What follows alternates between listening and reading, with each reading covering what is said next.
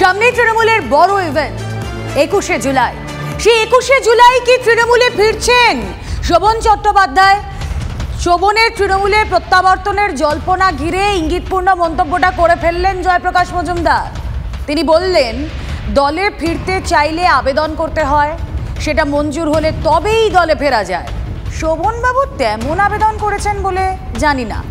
জয়প্রকাশ মজুমদার আরও জানিয়েছেন, জল্পনা কেউ করতেই পারে, সেটা তাদের ব্যাপার, আমি বাস্তবটা বলছি। প্রাথমিক শর্ত হচ্ছে তার আবেদন, এবং সেই আবেদনের স্বীকৃতি হলে তবেই জয়েনিং। আর তারপরেও হচ্ছে কবে জয়েনিং, সেটা 21 না অন্য কোনো দিন, সেটাও আর একটা প্রশ্ন। সুতরাং আমার মনে এই এতগুলো প্রশ্ন, এর মধ্যে আমার অন্তত জানা নেই এই সমস্ত বিষয়টা, এই পর্যায়গুলোর কোনোটার ইনিশিয়েশন যেটাকে বলা হয়, শুরুয়াত হয়েছে বলে আমার অন্তত জানা নেই। না, শোভনবাবু চলে আসতে প্রস্তুত, উনি বলছেন মমতা বন্দ্যোপাধ্যায় যদি চান। কিন্তু মমতা বন্দ্যোপাধ্যায় চাওয়ার আগে তো সবথেকে বড় কথা শোভনবাবু কী চান সেটা তো তাকে আক্ষরিকভাবে সেটাকে প্রতিষ্ঠা করতে হবে। 21শে জুলাইয়ের আগে এরকম বেশ কিছু কথা হাওয়ায় ভেসে বেড়ায়, তারপরে কি হবে সেটা সময় বলবে। জল্পনা রাজনীতির সঙ্গে একেবারে সমান্তরালভাবে চলে। আর 21শে জুলাই তৃণমূলে ফেরা শোভন চট্টোপাধ্যায়ের, তাহলে কি জয়প্রকাশ মজুমদারের এই বক্তব্যের পর আমরা ধরে নিতেই পারি একটা অনিশ্চয়তা তৈরি হচ্ছে? আরো ভালো করে বলতে পারবেন সৌরভ গুহ রয়েছেন সঙ্গে। সৌরভ। রুমেলা, নিঃসন্দেহে একটা জল্পনা যেমন চলছিল, পাশাপাশি তিনি সত্যিই জয়েন করবেন কিনা, তার প্রত্যাবর্তন ঘটবে কিনা, তা নিয়ে কিন্তু একটা অনিশ্চয়তা ছিলই। এবং শোভন চট্টোপাধ্যায় দল ছেড়ে যাওয়ার পরে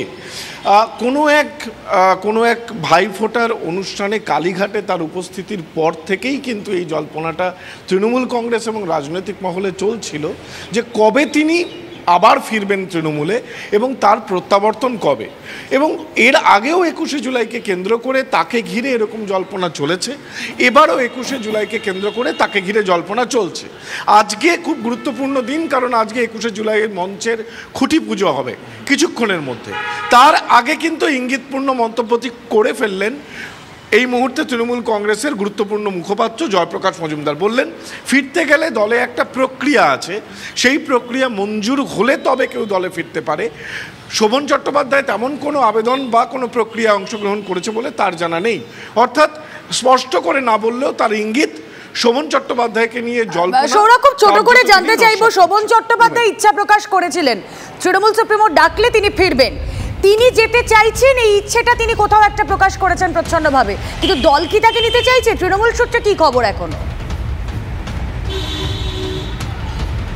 দেখো, দলে সামগ্রিকভাবে যে প্রক্রিয়া, একদিকে সুব্রত বক্সী রয়েছেন, অভিষেক বন্দ্যোপাধ্যায় রয়েছেন, এবং সামগ্রিকভাবে দলের যে প্রক্রিয়া তা হলো কেউ যদি ফিরতে চান তাহলে তাকে আবেদন করতে হবে এবং সেই আবেদন মঞ্জুর হলে তিনি ফিরতে পারবেন।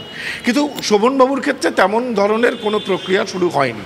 এবার একটা অবশ্যই রয়েছে যে মমতা বন্দ্যোপাধ্যায় যেদিন চাইবেন, যাকে চাইবেন দলে নিয়ে আসতে পারেন, কিন্তু দলের এরকম ধরনের কোনো একেবারে পুরোটাই দলের সিদ্ধান্ত। অবশ্যই আমাদের আরো কিছুদিন হাতে রয়েছে 21শে জুলাইয়ের আগে, আমাদের নজর রাখতেই হবে এই জল্পনা আগামী দিনে আরো কতটা জোরালো হয়। তবে রত্না চট্টোপাধ্যায় তিনি কিন্তু বলেই দিয়েছিলেন যে দলে কেউ অপরিহার্য নয়, ইঙ্গিতটা ছিল শোভন চট্টোপাধ্যায়ের দিকে। শুনুন একবার, রিকল করুন। বেহালায় কি কোনো ভ্যাকিউম তৈরি হয়েছে যার জন্য শোভন চট্টোপাধ্যায়কে ফিরিয়ে আনাটা জরুরি রাজনৈতিকভাবে মনে হচ্ছে? দেখুন, একটা কথা বলি, আমি প্রথমেই বললাম যে উনি ছাড়াও আমরা অনেকগুলো ইলেকশন সামলেছি এবং কোনোটাতেই কিন্তু তৃণমূল কংগ্রেস হেরে যায়নি। এবারের যে দক্ষিণ কলকাতা লোকসভা যে হলো তাতেও বেহালা পূর্ব জিতেছে, বেহালা পশ্চিম জিতেছে।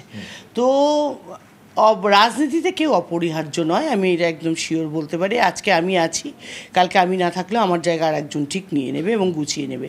তাকে ছাড়াও উনি চলে গেছেন 2018 সালে। উনি চলে যাওয়ার পরেও দলে প্রায় 4-5টা ইলেকশন হয়ে গেছে, তাতে তৃণমূল কংগ্রেস অত্যন্ত ভালো রেজাল্ট করেছে, দক্ষিণ 24 পরগনায় অত্যন্ত ভালো রেজাল্ট করেছে ওনাকে ছাড়াও।